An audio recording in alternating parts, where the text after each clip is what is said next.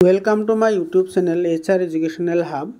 মৰমৰ ছাত্ৰ ছাত্ৰীসকল, আজি তোমালোকৰ কাৰণে মই লৈ আহিছোঁ ধুবুৰী জিলাৰ প্ৰি বোৰ্ডৰ যিটো এক্সাম হৈছিল, সেই এক্সামত ছায়েন্সৰ যিকেইটা কুৱেশ্যন আহিছিল 45টা MCQ আছে। সেই MCQ কেইটা ডিছকাছ কৰিম এক্সপ্লেনেশ্যনৰ সৈতে।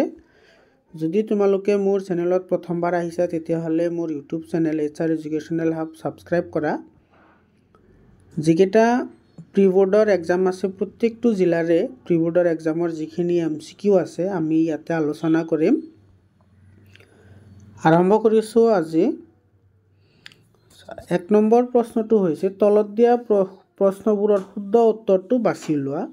ইয়াতে এটা ৰিয়াকশ্যন দিয়া আছে, জিংক আৰু কপাৰ ছালফেটৰ মাজত বিক্ৰিয়া ঘটি জিংক ছালফেট আৰু কপাৰ উৎপন্ন হয়। এই বিক্ৰিয়াটো কি হয়? ইয়াৰে যিকেইটা অপশ্যন দিয়া আছে, অপশ্যনকেইটাৰ ভিতৰত শুদ্ধ উত্তৰটো হ'ব C নম্বৰ, প্ৰতিস্থাপন বিক্ৰিয়া। 2 নম্বৰ প্ৰশ্নটো হৈছে তলৰ কোনটো পদ্ধতিৰ দ্বাৰা ক্ষয়ভৱন ৰোধ কৰিব নোৱাৰি? তোমালোকে যিবোৰ নোৱাৰি বা যিবোৰ পাৰি এই শব্দবোৰ ভালদৰে চাই তাৰপিছতে আনচাৰ দিবা। কেতিয়াবা এইবোৰ ভুল হোৱাৰ সম্ভাৱনা থাকে।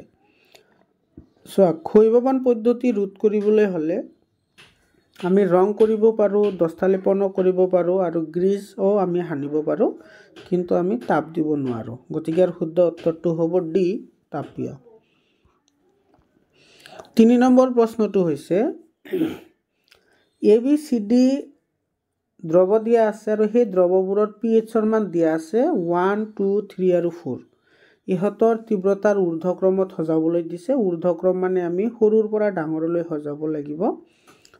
pHৰ ওপৰত যিকেইটা কথা আছে গোটেইখিনি কথা তোমালোকে ভালদৰে জানি ল'বা। pHৰ সম্পূৰ্ণ নাম হৈছে পটেন্স অফ হাইড্ৰজেন। আৰু তোমালোকে জানা, যদি pHৰ মান যিমানে কম হ'ব সিমানে তাৰ আম্লিকতা বৃদ্ধি পায়, আৰু pHৰ মান যিমান বেছি হ'ব সিমানে তাৰ আম্লিকতা কম হ'ব, অৰ্থাৎ ক্ষাৰকীয় গুণটো বৃদ্ধি পাব। তো ইয়াৰে অপশ্যনটো হ'ব C নম্বৰটো, DCBA। 4 নম্বৰ প্ৰশ্নটো হৈছে ব্ৰাইন কি? ব্ৰাইন হৈছে ছডিয়াম ক্লৰাইডৰ দ্ৰৱ, এইটোক ব্ৰাইন বুলি কোৱা হয়। উচ্চ উতলাংকৰ যৌগটো হ'ল, তাৰমানে ইয়াতে যিকেইটা যৌগ দিয়া আছে যৌগকেইটাৰ ভিতৰত কোনটোৰ উতলাংক আটাইতকৈ বেছি, মানে কোনটো আটাইতকৈ বেছি তাপ দিলেহে উতলিব, সেইটো হ'ব শুদ্ধ উত্তৰটো হ'ব অপশ্যন C, পানী। 6 নম্বৰ প্ৰশ্নটো হৈছে তলৰ কোনটো অক্সাইড উভধৰ্মী? আমি সকলোৱে জানো উভধৰ্মী অক্সাইড সেইবোৰক কোৱা হয় যিবোৰ অক্সাইডে এচিড আৰু ক্ষাৰকৰ লগত লৱণ আৰু পানী উৎপন্ন কৰে। ইয়াৰ শুদ্ধ উত্তৰটো হ'ব C number, aluminium oxide. Aluminium oxide এটা উভধৰ্মী অক্সাইড হয়। 7 নম্বৰ প্ৰশ্নটো হৈছে ধাতুৰ সক্ৰিয়তাৰ অৰ্ধক্ৰম তলৰ কোনটো শুদ্ধ? তো এতিয়া অৰ্ধক্ৰম বুলি কৈছে, ঊৰ্ধ্বক্ৰম বুলি কোৱা নাই, অৰ্ধক্ৰম বুলি কৈছে। তো ইয়াতে যিটো অৰ্ধক্ৰম মানে আমি সৰুৰ পৰা ডাঙৰলৈ সজাব লাগিব।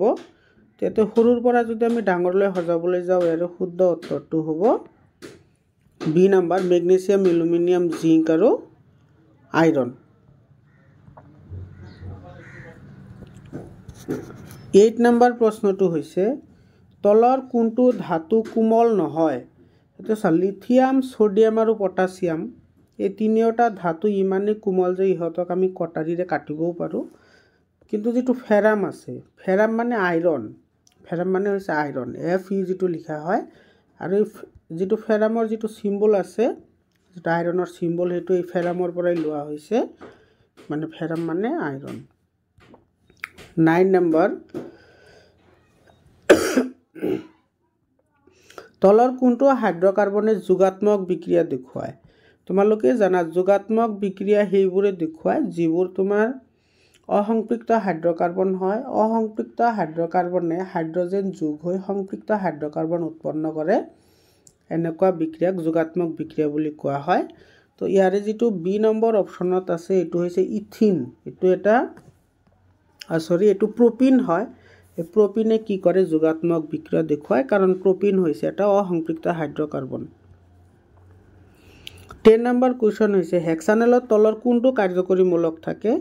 হেক্সানেল ইয়াতে চোৱা নেল যিটো শব্দ আছে লাষ্টত এল ব্যৱহাৰ হৈছে যদি লাষ্টত এল ব্যৱহাৰ হয় তেতিয়াহ'লে সেইটো কি হয় এলডিহাইড গ্ৰুপ হয় এলডিহাইড গ্ৰুপ এটো হৈছে সি নাম্বাৰটো শুদ্ধ উত্তৰ হ'ব ইয়াৰে এলডিহাইড আৰু যদি এলকহল থাকে যদি এলকহল হয় তেতিয়াহ'লে তোমাৰ এনেকুৱা নাম আহিব মিথানল ইথানল তেতিয়াহ'লে এটো এলকহল গ্ৰুপ হয় মানে লাষ্টত তল আহিব আৰু যদি কাৰ্বক্সিলিক গ্ৰুপ হয় তেতিয়াহ'লে লাষ্টত ওইক এসিড আহে যেনেকুৱা মিথানোইক এসিড ইথানোইক এসিড আৰু যদি কিটন আহে তেতিয়াহ'লে লাষ্টত অন আহে যেনেকুৱা বিউটানন প্ৰপানন এনেকুৱাবোৰ আহে 11 নম্বৰ কোৱেশ্চনটো হৈছে এতে যেটো যৌগ দিয়া আছে এই যৌগটোৰ নাম লিখিব লাগে এই যৌগটোৰ নাম হৈছে মিথানেল কাৰণ ইয়াতে চোৱা যেটো হাইড্ৰোজেন কাৰ্বন আৰু অক্সিজেন ইয়াতে অক্সিজেনৰ লগত আৰু কাৰ্বনৰ লগত ডাবল বন্ড আছে তো যদি ডাবল বন্ড থাকে এটো কি হয় এলডিহাইড গ্ৰুপৰ কাৰ্যকৰী মূলক হয় এটো তো এলডিহাইড যদি কাৰ্যকৰী মূলক হয় তেতিয়াহ'লে হেতু লাষ্টত এল ব্যৱহাৰ হয় এই মাত্ৰ গলো 12 নম্বৰ কোৱেশ্চনটো হৈছে তলৰ কোনটো বিদ্যুতৰ অপৰিবাহী সব বিদ্যুতৰ অপৰিবাহী যেটো বিশুদ্ধ পানী আছে হেতু বিদ্যুতৰ অপৰিবাহী হয় তো ইয়াৰে শুদ্ধ উত্তৰটো হ'ব বি নম্বৰ 30 নম্বৰ কোৱেশ্চন তলৰ কোনটো মৌলৰ দ্বিতীয় কক্ষত প্ৰথম কক্ষত দুগুণ ইলেক্ট্ৰন থাকে সব প্ৰথম কক্ষত সৰ্বোচ্চ ইলেক্ট্ৰন থাকিব পাৰে দুটা এতিয়া দ্বিতীয় কক্ষত মানে দুগুণ বুলি কৈছে মানে চাৰিটা এতিয়া 2 + 4 কিমান হ'ব 6 হ'ব 6 টো কাৰ হয় 6 টো কাৰ্বনৰ হয় 6 পৰমাণু ক্ৰমাংক হৈছে কাৰ্বনৰ গতিকে শুদ্ধ উত্তৰটো হ'ব কাৰ্বন 14 নম্বৰ কোৱেশ্চন বৰ্গ এটাত মৌলবোৰৰ পাৰমাণবিক আকাৰ কি হয় বাঢ়ে কিয় বাঢ়ে কাৰণ বৰ্গ এটাত এটা নতুন নতুন কক্ষৰ আৰম্ভ হয় যদি আমি ওপৰৰ পৰা তললৈ আহো সেই কাৰণে এটো পাৰমাণবিক আকাৰটো বৃদ্ধি হয় 15 নম্বৰ কোৱেশ্চনটো হৈছে পাইৰুভেট অণু ভাঙি কাৰ্বন ডাই অক্সাইড পানী আৰু শক্তি উৎপন্ন হোৱা বিক্ৰিয়াটো ক'ত সংঘটিত হয় এটো মাইটোকন্ড্ৰিয়াত সংঘটিত হয় এমাইলেজৰ দ্বাৰা খাদ্যৰ কোন অংশৰ পাচন হয় এটো শ্বেতসাৰক কি কৰে ই সৰল চেনিলৈ ৰূপান্তৰিত কৰে 17 নম্বৰ কোৱেশ্চন চেকনি কাৰ্যৰ লগত জড়িত বৃক্কৰ এককক কি বুলি কোৱা হয় নেফ্ৰন বুলি কোৱা হয় 18 নম্বৰ কোৱেশ্চন কোষ বিভাজনত সহায় কৰা উদ্ভিদৰ হৰমন এটো সাইটোকাইনিন হয় আৰু বাকি কেটাও কৈ দিছো শুনা অক্সিন যেটো আছে অক্সিনে উদ্ভিদৰ বৃদ্ধিত সহায় কৰে যেটো জিবাৰেলিন আছে জিবাৰেলিনে উদ্ভিদত ফল ধৰা ফুল ধৰা এবোৰত সহায় কৰে তাৰ উপৰিও উদ্ভিদৰ বৃদ্ধিতো সহায় কৰে আৰু যেটো এপসাইসিক এসিড আছে এপসাইসিক এসিডে উদ্ভিদৰ বৃদ্ধিত বাধা প্ৰদান কৰে আৰু এটা কথা মনত ৰাখা যেটো এপসাইসিক এসিড আছে এপসাইসিক এসিডৰ প্ৰভাৱতে কি হয় গছৰ পাত হৰি পৰে বা ফল পকে বা ফলবোৰ হৰি পৰে এইখিনি কথা তোমালোকে মনত ৰাখা এইখিনিৰ ওপৰতো প্ৰশ্ন হ'ব পাৰে 90 নম্বৰ কোৱেশ্চন মানুহৰ মস্তিষ্কৰ আটাইতকৈ ডাঙৰ অংশটো কি এটো হৈছে চেৰিব্ৰাম 20 নম্বৰ কোৱেশ্চন হৈছে দুটা নিউৰনৰ মাজৰ যেটো ফাক থাকে হেতু কি বুলি কোৱা হয় সাইনেপছ বুলি কোৱা হয় ছোৱালীৰ কৈশোৰ কালত কি হৰমন নিহৰণ হয় এটো এষ্ট্ৰোজেন হয় মনত ৰাখিবা লৰাৰ কাৰণে টেস্টোস্টেৰন নিহৰণ হয় আৰু তেজত থকা চেনিৰ পৰিমাণ নিয়ন্ত্ৰণ কৰে ইনসুলিনে যেটো অগ্নাশয়ৰ পৰা নিহৰণ হয় আৰু থাইৰয়েড গ্ৰন্থিয়ে থাইৰক্সিন হৰমন নিহৰণ কৰে যিয়ে আমাৰ দেহত আয়োডিনৰ অভাৱ পূৰণ কৰে 22 নম্বৰ কোৱেশ্চন অযৌন প্ৰজননৰ মুকুলোদ্গম ক'ত সংঘটিত হয় স্তত সংঘটিত হয় 23 নম্বৰ পৰাগধানীত কি পোৱা যায় পৰাগৰেণু পোৱা যায় 24 নম্বৰ কোৱেশ্চন যৌন সংক্ৰমিত ৰোগ নহয় এটো হৈছে হেপাটাইটিস সমসংস্থ অংগৰ উদাহৰণ হল এৰ ওপৰৰ আটাইকেইটা আমাৰ বাহু আৰু কুকুৰাৰ আগঠেং আমাৰ দাঁত আৰু হাতীৰ দাঁত আলু আৰু ঘাঁহৰ শিপাই গোটেইকেইটা সমসংস্থ অংগৰ উদাহৰণ হয় 26 নম্বৰ কোৱেশ্চন বংশগতিৰ পিতৃ কাক কোৱা হয় গ্ৰেগৰ জোহান মেন্ডেলক বংশগতিৰ পিতৃ বুলি কোৱা হয় আৰু যেটো তোমাৰ ডাৰউইন আছে ডাৰউইনক ইভালুয়েনৰ পিতৃ বুলি কোৱা হয় বা বিৱৰ্তনৰ জনক বুলি কোৱা হয়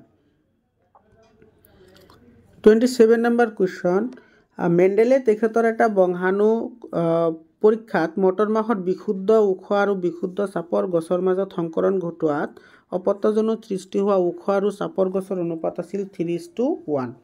মনত ৰাখিবা যিটো F1 জনোৱা আছিল সেইটো 3:1 আছিল আৰু যিটো F2 জনোৱা আছিল সেইটোত কিমান আছিল সেইটো 9:3:3:1। ইয়াতে এটা চিত্ৰ দিয়া আছে এই চিত্ৰটোত যদি প্ৰতিবিম্ব গঠন হয় তেতিয়াহ'লে সেই প্ৰতিবিম্বটো ক'ত গঠন হ'ব এইটো চেণ্টাৰ অফ কাৰ্ভেচাৰ আৰু ফকাছৰ মাজত অৰ্থাৎ ভাঁজ ব্যাসাৰ্ধ আৰু ফকাছৰ মাজত গঠিত হ'ব। তাৰপিছৰ প্ৰশ্নটো হৈছে যদি এখন উত্তল লেন্সৰ ক্ষমতা -2 ডায়োপ্টাৰ হয় তেন্তে লেন্সখনৰ প্ৰকৃতি কি হ'ব অৱতল হ'ব। তাৰপিছৰ প্ৰশ্নটো যদি উত্তল দাপোন এখনৰ ভাঁজ ব্যাসাৰ্ধ 32 সেন্টিমিটাৰ হয় তেতিয়াহ'লে ইয়াৰ ফকাছ দৈৰ্ঘ্য কিমান হ'ব 16 হ'ব কাৰণ আমি জানো যে যেটো ভাঁজ ব্যাসাৰ্ধ আছে ভাঁজ ব্যাসাৰ্ধৰ আধাক কি বুলি কোৱা হয় ফকাছ দৈৰ্ঘ্য বুলি কোৱা হয়। তৰাৰ তীৰবিৰণীৰ কাৰণ কি এইটো বায়ুমণ্ডলীয় প্ৰতিসৰণ। দ্বি ফকাছযুক্ত লেন্স কিয় ব্যৱহাৰ কৰা হয় এইটো প্ৰেছ বায়োপিয়াৰ কাৰণে ব্যৱহাৰ কৰা হয়। তাৰ পিছৰ প্ৰশ্নটো মানুহে চকুৱে বস্তু এটাৰ প্ৰতিবিম্ব গঠন কৰাৰ স্থান এইটো ৰেটিনা বা অক্ষিপট বুলি কোৱা হয়। বিদ্যুৎ আদানৰ SI একক কি কুলম্ব। এটা বৰ্তনীৰ তলৰ কোনটো ৰাশিয়ে বৈদ্যুতিক ক্ষমতা নিৰ্দেশ নকৰে এইটো হ'ব I/R²। তাৰ পিছৰ প্ৰশ্নটো হৈছে হ্ৰস্ববৰ্তনী হোৱাৰ সময়ত বৰ্তনীটোত প্ৰবাহ কি হয় এইটো অভাৰলোডেড হয় বা ইনক্ৰিজ হেভিলি বা বুজন পৰিমাণ বৃদ্ধি পায়। বৈদ্যুতিক প্ৰবাহ উৎপন্ন হোৱা সঁজুলি কি বুলি কোৱা হয় জেনেৰেটৰ বুলি কোৱা হয়।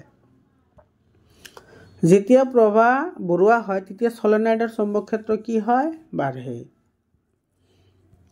তাৰ পিছৰ প্ৰশ্নটো তলৰ কোনটো পৰম্পৰাগত শক্তিৰ উৎস নহয় তো পৰম্পৰাগত শক্তিৰ উৎস নহয় নিউক্লিয় শক্তি।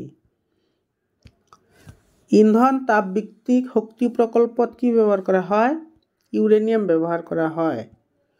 তলত উল্লেখ কৰা কোনটোৱে খাদ্য শৃংখল গঠন কৰে এইটো ঘাঁহ ছাগলী আৰু মানুহ। তাৰ পিছৰ প্ৰশ্নটো হৈছে তলৰ কোনটো জীৱ অনিম্নীকৰণ পদাৰ্থ তো প্লাষ্টিকৰ বেগ। তলৰ কোনটো 3Rৰ অন্তৰ্ভুক্ত নহয় এইটো পুনৰ্জীৱন এইটো হ্ৰাসকৰণ চক্ৰীয়কৰণ আৰু পুনৰ্ব্যৱহাৰ এইকেইটা 3R বুলি কোৱা হয় কিন্তু ৰিজেনেৰেশ্যনটো নাই বা পুনৰ্জননটো নহয়। বৃহৎ নদীবান্ধৰ লগত কি সমস্যা থাকে সামাজিক সমস্যাও থাকে অৰ্থনৈতিক সমস্যাও থাকে পৰিৱেশৰ সমস্যাও থাকে গতিকে শুদ্ধ উত্তৰটো হ'ব ওপৰৰ আটাইকেইটা। আজিৰ একেবাৰে শেষৰ প্ৰশ্ন ভৱিষ্যত ইন্ধন হিচাপে কাক জনা যায় এইটো হাইড্ৰজেনক ফিউচাৰ ফিউল বুলি জনা যায়।